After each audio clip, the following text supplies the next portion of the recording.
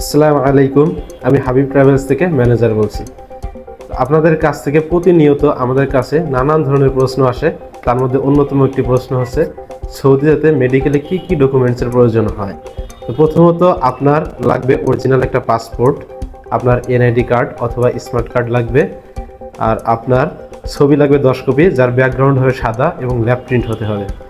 আপনার পাসপোর্টে বয়স হতে হবে ন্যূনতম 21 বছর। 21 বছর থেকে যদি একদিনও কম থাকে তাহলে সৌদি যাওয়া সম্ভব নয়।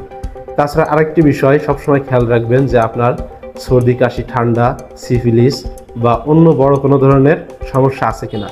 এখন সৌদির নিয়মটা পরিবর্তন হয়েছে, কিন্তু এখন যদি কেউ একবার আনফিট হয় তাহলে নতুন করে মেডিকেল করা সম্ভব নয় এবং সৌদি যাওয়া সম্ভব নয়।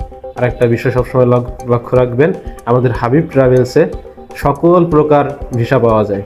তো আপনি যদি সৌদি যেতে আগ্রহী হন অবশ্যই যোগাযোগ করবেন হাবিব ট্রাভেলসে আমাদের সঙ্গে।